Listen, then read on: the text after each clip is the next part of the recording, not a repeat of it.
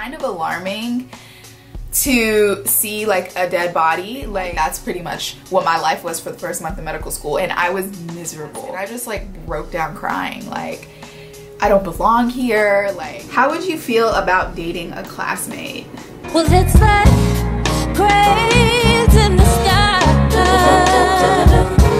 Sometimes I don't want to feel those metal eyes. Hi guys, and welcome back to my channel. If this is your first time here, my name is Mona and I am a second-ish year medical student. I wanted to film a Q&A about my first year because I get a lot of questions, similar questions from people, and I also put on my Instagram that I'm going to be filming a Q&A and ask people to send me questions. So thank you guys to everybody who responded. And also, if you don't already follow me on Instagram, go ahead and follow me. It's at White Coat and Curls. I really like to interact with my subscribers, so if you guys ever have any questions about anything or just need some motivation, always feel free to just hit me up and I will respond. So first question, in what way is medical school easier or harder than undergrad in terms of the school material? Easier? It's not exactly the content that's harder about medical school. Like, it's more so the volume of material that you're expected to learn at the pace that you're learning it, and just adjusting your time management skills. I will say though that you are learning things that you really care about and you really want to learn. I mean, you're learning about the human body, so these are things that affect you personally, things that affect your family, diseases that affect people you love and care about, and so that's gonna give you a lot of motivation to study, trust me. Granted, there's certain things that are a struggle to get through and quite literally painful to study, but then there's also things that you really genuinely want to learn about. It is easier to stay motivated in medical school. So next question, how are labs the same or different in medical school? Anatomy lab is kind of foreign territory for most people. In the beginning, it was kind of alarming to see like a dead body. Like the first day I had a lot of anxiety the first day of dissection. Like the smell, kind of getting used to it, and just the idea of dissecting a human is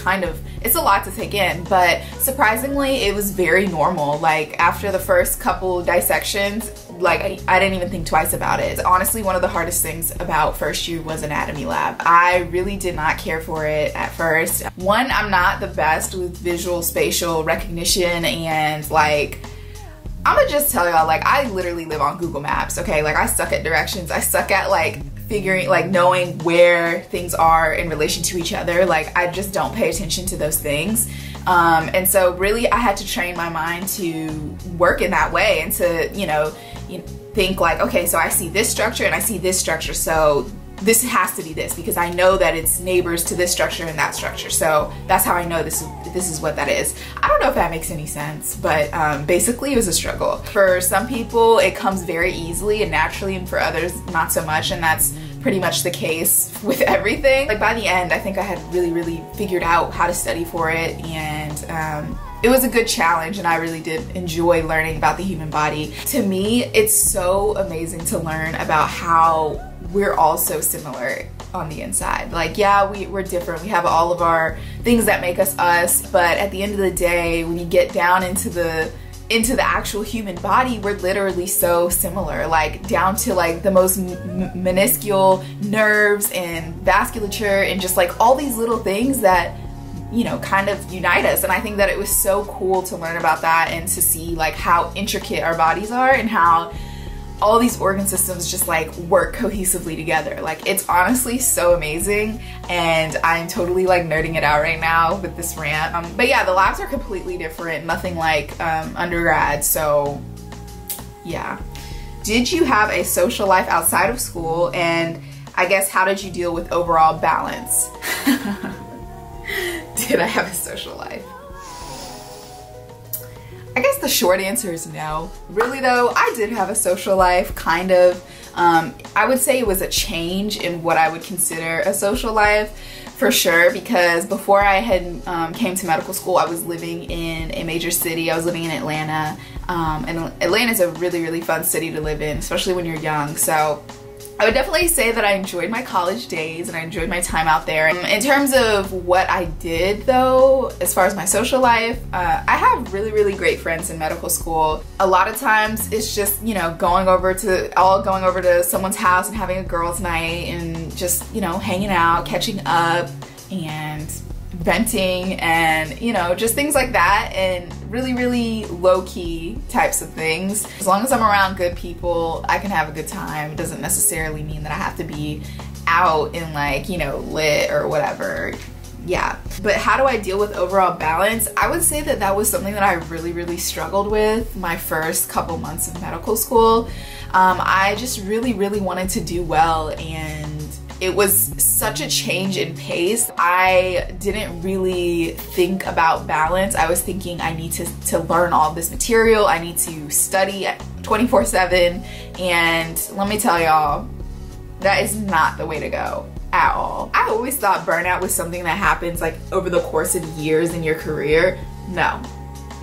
You can burn out in quite literally a week. My first month, I studied every single day, like no days off, studied from sunup to sundown basically. Like while I was awake, I was studying. If I wasn't studying, I was eating or sleeping. Like that's pretty much what my life was for the first month of medical school, and I was miserable. And it really wasn't a lifestyle that was sustainable. So after that, I kind of, you know, started to realize the benefits of taking a day off in the week. You know, I make sure that I take off usually all of Saturday. I don't study, and Friday afternoons I don't study for the most part. So unless we have like a bunch of tests or something coming up. But you know, learning to find that balance was definitely a struggle, and something that I had to figure out on my own, because I was so determined to do well that I, you know, really wasn't thinking about balance.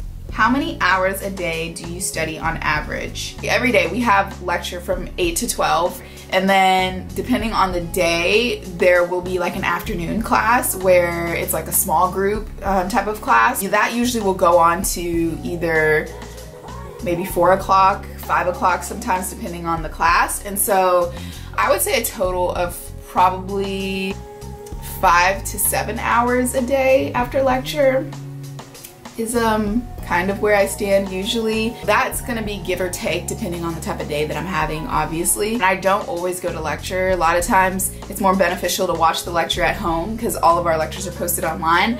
And so, you know, days like that, I can usually get a lot more studying done just because I don't waste time getting ready to go to leave the house, trying to find parking, because that's always a struggle. Don't get me started on that, y'all. That's a whole nother video, because I got a lot to say about parking at my school. Do you have time for friends and family, or go out like vacations, or just going to the movies? Overall, would you say you're enjoying life right now, and not just because it pays off for the future? That's a good question. I did have time for family and friends. Not as much time as you would think.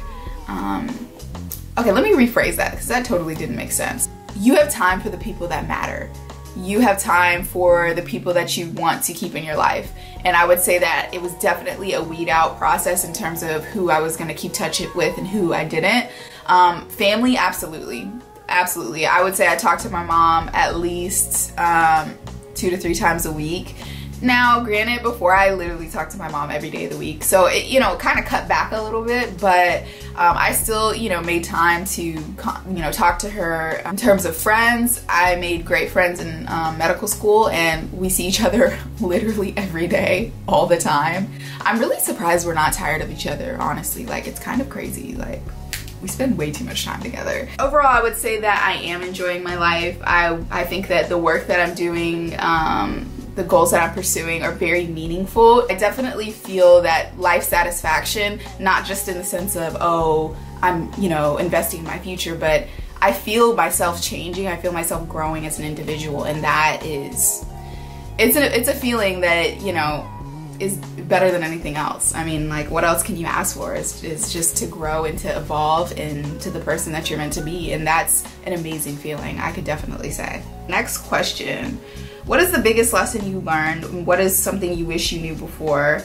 There's lots of lessons. I would say the biggest thing would be that we are imperfect, and in accepting that, you allow yourself the space to grow and learn. In terms of an academic setting, in terms of a professional setting, perfectionism is definitely something that I've struggled with, and so it kind of creates the recipe to bring that out of you so much more, like in medical school. And a lot of us are like that because of, you know, we wouldn't be here if we weren't to a certain extent seeking out perfection. And so you get to a place where everybody's like that, and so everybody kind of puts up a facade that they're, you know, that they're doing all right. But the truth is everybody's struggling, everybody is imperfect, and everybody at some point in time is going to struggle with the curriculum. Nobody is gonna know everything. The whole imposter syndrome thing, like, that was in full-blown effect, guys. I felt that, and I had personally gone to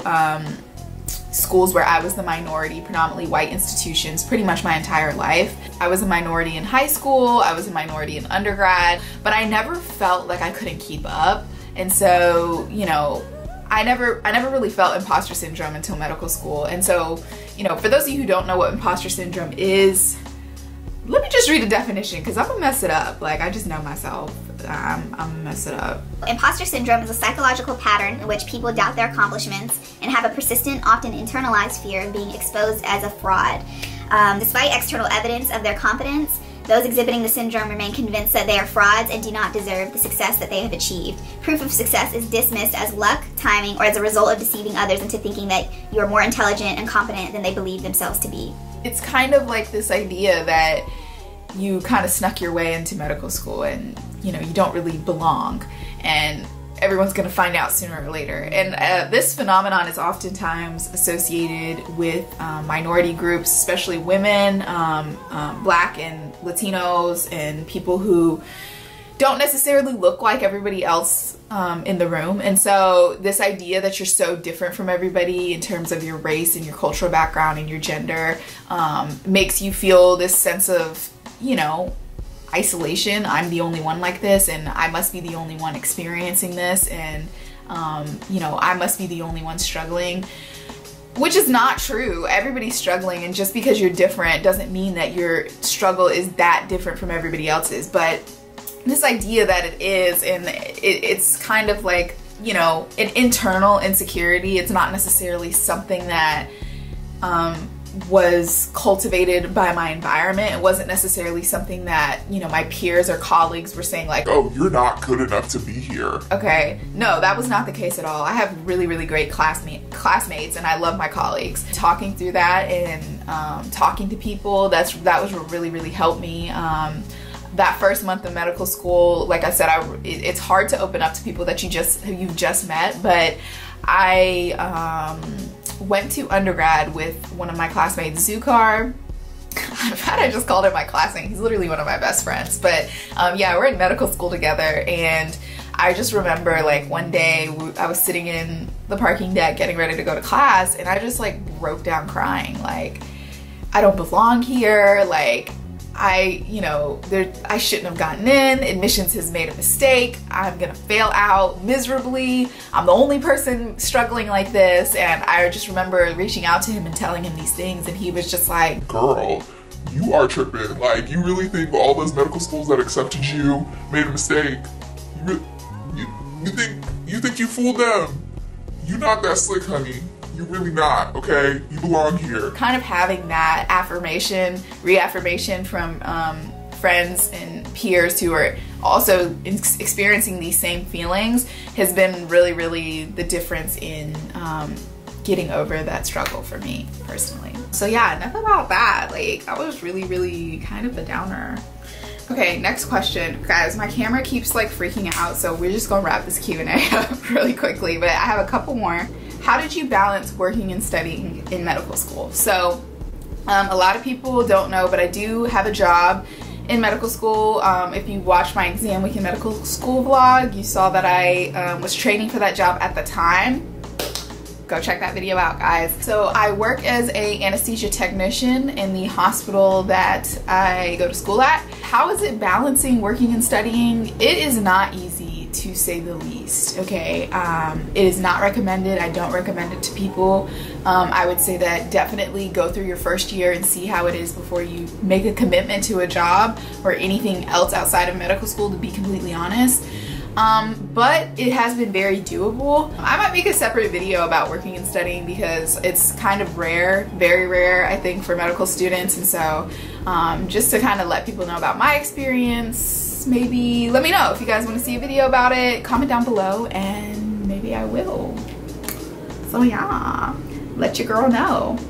How would you feel about dating a classmate?